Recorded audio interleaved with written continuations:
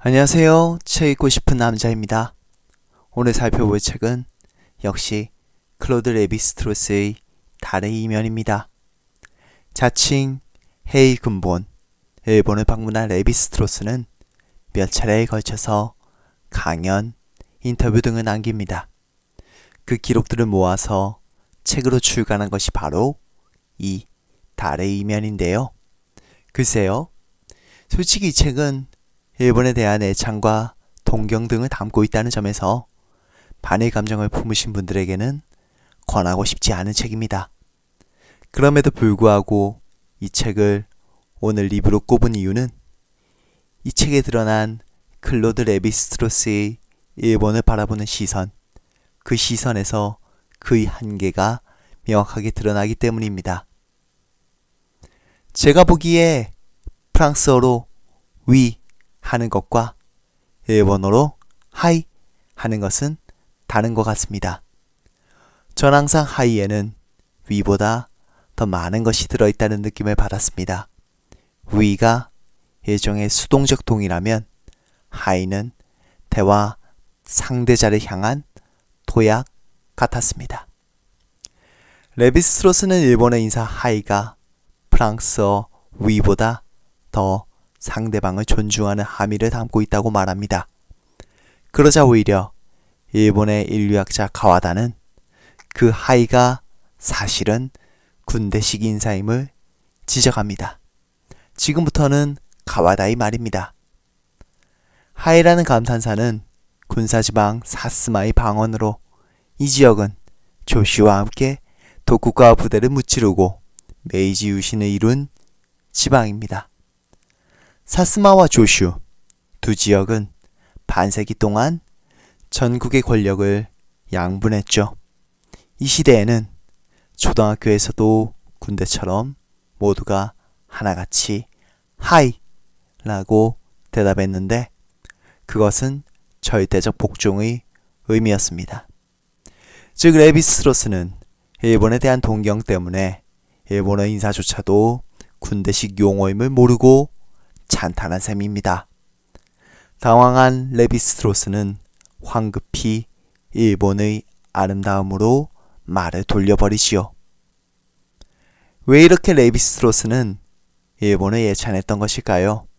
그저 레비스트로스 혼자만의 동경이었을까요?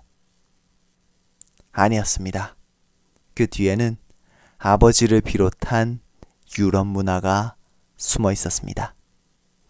내가 지식과 도덕을 연마하는 과정에서 일본 문명만큼 영향을 준 것도 없다. 물론 아주 평범하게 시작되었지만 화가였던 아버지는 인상파에 심취해 있었다.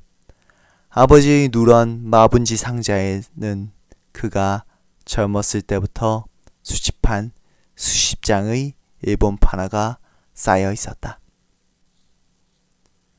프랑스적 정신은 일본적 정신과 잘 어우러지는 편이라고 느낀다는 겁니다.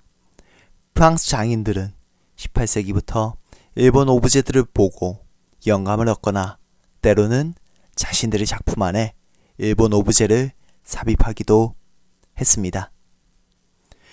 일본 회화가 근대 유럽에서 흥행했던 문화현상을 가리켜서 자포니즘 또는 자포네스크라고 합니다. 근대 서양인들 입장에서는 일본 그림이 단순히 이국적인 동양 그림을 넘어서 새로운 예술적 영감의 원천이었기 때문입니다. 클로드 레비스트로스는 문명과 야만의 구분보다도 야만에도 야만만의 이성과 지성 그리고 사유방식이 존재함을 주장했던 인물이었습니다. 그러던 그도 근대의 마렵에 태어나 자랐고 근대 서양인이 동양의 문화를 바라보는 편견에서 벗어날 수는 없었던 셈이지요. 하지만 이 책에서 우리가 얻을 수 있는 또 다른 교훈은 없을까요? 다른 시대, 다른 대륙에서 태어난 교훈이지만 공통성이, 보편성이 있습니다. 외양에 대한 거부, 종교를 향한 회의, 최종적인 단 하나의 진실에 도달하겠다는 의지의 단념. 가장 지혜로운 길은 비슷한 사람들 사이에서 소소한 기쁨과 슬픔을 나누며 순리대로 세계에 적응하며 사는 겁니다. 일본의 기인 화가 센가이 기본의 그림을 보고 나서 레비스트로스가 남긴 평입니다. 레비스트로스의 일본에 대한 동경, 그 시작도 그림이었고 그가 일본에 가서 한 강연의 소재도 그림이었습니다. 예술이 반드시 옳고 그름의 문제를 논할 수는 없겠지만 적어도 우리 인생이 국적을 넘어서 보편적이며 그리하여 그 인생을 살아가는 즐거움이 있음을 알려주는 점만큼은 분명해 보입니다. 그림으로 시작한 편견, 그림으로 시작한 인생, 그림으로 시작한 문화. 일본에 대한 선입견은 걸러야 하겠지만 이 책을 한번 읽어볼 만한 이유는 충분한 듯 합니다.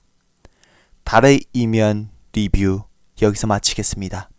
오래된 책처럼 낡고 부족한 리뷰 시청해 주셔서 감사합니다. 구독과 좋아요는 책을 읽고 나서 책을 읽지 않아도 된다고 느낄 때 해주시길 바랍니다. 감사합니다.